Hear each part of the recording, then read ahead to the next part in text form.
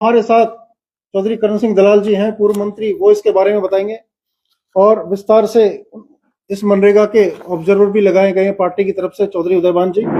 वो इसके बारे में और डिटेल में आपको बताएंगे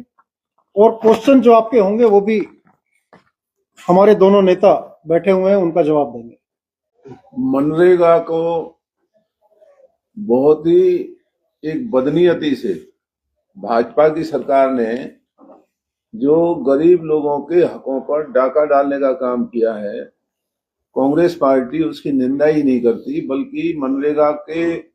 उस ढांचे को जो कांग्रेस ने बनाया था उसको दोबारा लागू करने के लिए, जैसा अध्यक्ष जी ने,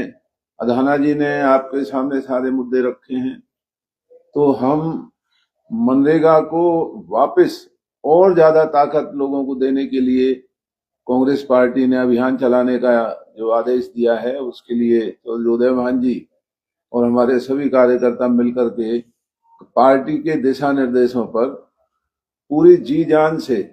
केंद्र सरकार के खिलाफ इस लड़ाई को लड़ने का काम करेंगे। और मनरेगा का ये बदलाव भाजपा की एक सोची समझी, एक बहुत ही शरारती इनकी हरकत है। ये चुने हुए नुमाइंदों को, गांवों के सरपंचों को लज्जित करना चाहते हैं, गांवों के चुनी हुई पंचायतों को अपने अधीन रखना चाहते हैं, अपनी मेहरबानियों पर रखना चाहते हैं। इसलिए ये जानबूझ करके एम राम जी का जो इन्होंने नया एक ये नाम दिया है, ये रखा है।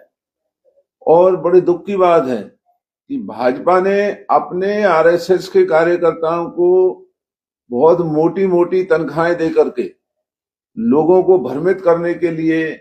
देश के खजाने को लूट करके भाजपा के मुख्यालयों में गैर कानूनी तरीके से धन और पैसा पहुंचा करके एक तरफ अपने आरएसएस और भाजपा के कार्यकर्ताओं को मोटी तनख्वाह देने का काम किया जा रहा है। जो मुख्यालय भाजपा के हर जिले में बने हैं,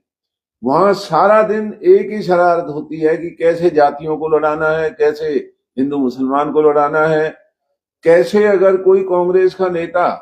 अगर कोई बयान भाजपा के खिलाफ देता है तो भाजपा के मुख्यालय पर बैठ करके किस तरीके से उनको भद्दी भद्दी गालियां देनी है, किस तरीके से उनको उत्साह को गिराने की साजिश करनी है। इस तरह की ओछी हरकत भाजपा की सरकार करने में लगी हुई है। और मनरेगा का जो ये बदलाव उन्होंने किया है,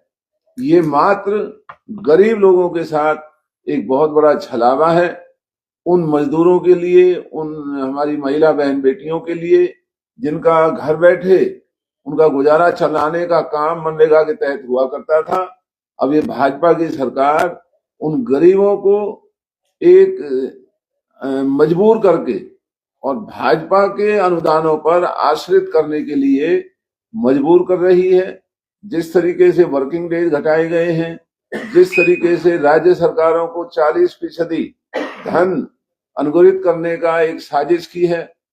हरियाणा जैसा प्रदेश जो जीएसटी में देश के तीसरे या चौथे नंबर पे केंद्र सरकार को पैसा देता है, और आज उस हरियाणा की भी हालत यह है कि मनरेगा के बंद करने के बाद और 40% और हरियाणा को ही वो पैसा देना पड़ेगा, तो ये हरियाणा के साथ बहुत बड़ा अन्याय है। और हम सब मिलकर के इस अन्याय के खिलाफ लड़ाई लड़ेंगे, सरकार को विवश करेंगे, मजबूर करेंगे कि मनरेगा के कानून को वापस लाए और उसमें और ज्यादा मजबूती गरीब लोगों के कामकाज के लिए, बहन बेटियों के लिए, पंचायतों के सरपंचों के लिए, चुने हुए ब्लॉक समिति के सदस्यों के लिए, जिला पार्षदों के लिए, नगर पालिकाओं के लिए, उनको उल्टा ज्यादा अधिकार दे करके उनके हाथों को मजबूत करके देश को मजबूती देने की जरूरत थी। और आज बीजेपी ने चुने हुए नगर परिषद, नगर निगम, नगर कमेटी, पंचायत, जिला पार्षद और ब्लॉक समितियों के लोगों के साथ बहुत बड़ा भद्दा मजाक किया है। हम सब इसकी निंदा करते हैं और इस लड़ाई को लड़ने का ऐलान करते हैं।